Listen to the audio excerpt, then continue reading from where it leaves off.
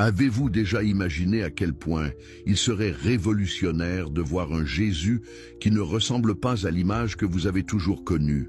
En Éthiopie, l'une des plus anciennes nations chrétiennes du monde, convertie au IVe siècle, bien avant la plupart des royaumes européens, une tradition iconographique radicalement différente s'est développée.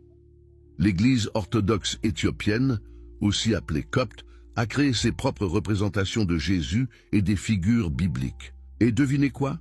Dans l'art éthiopien, Jésus a l'apparence éthiopienne. Il a des traits africains, une peau foncée, des cheveux crépus typiques des populations d'Afrique de l'Est.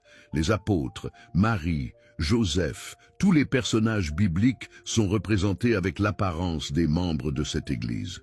Pourquoi cette approche était-elle si différente? Parce que l'Église éthiopienne n'était pas subordonnée à Rome.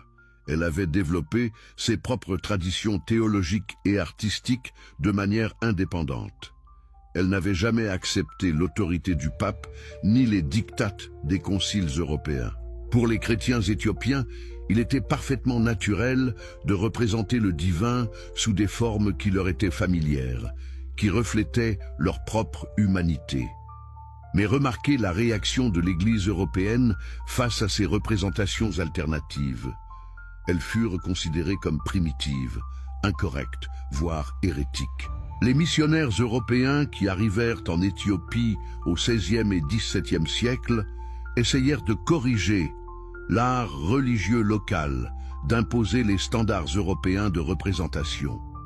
Heureusement, l'Église éthiopienne résista farouchement à ces tentatives d'ingérence. Elle maintint ses propres traditions, préservant ainsi une vision alternative du christianisme qui défie la suprématie blanche. De l'autre côté du monde, en Inde, une histoire similaire mais fascinante se déroulait. Selon la tradition, l'apôtre Thomas serait arrivé dans la région du Kerala en 52 après J.C., établissant des communautés chrétiennes parmi les populations juives et locales. Ces chrétiens de Saint Thomas, comme on les appelle, ont maintenu leur propre tradition pendant des siècles, largement isolés des développements du christianisme européen. Ces premiers chrétiens indiens utilisaient des textes en syriaque, une langue sémitique proche de l'araméen que Jésus lui-même parlait. Leur liturgie, leur théologie, leur art religieux reflétaient leur contexte culturel indien. Quand il représentait Jésus, il avait souvent des traits qui seraient reconnaissables dans le sous-continent indien. Mais que s'est-il passé lorsque les colonisateurs portugais sont arrivés en Inde au XVIe siècle? Ils ont été choqués de découvrir des chrétiens qui ne reconnaissaient pas l'autorité du pape, qui pratiquaient des rituels différents, qui avaient des représentations artistiques non conformes aux normes européennes. Les Portugais ont lancé l'Inquisition de Goa, détruisant systématiquement les textes religieux syriaques, brûlant les images non européennes de Jésus, forçant les chrétiens indiens à adopter le rite latin et l'iconographie européenne.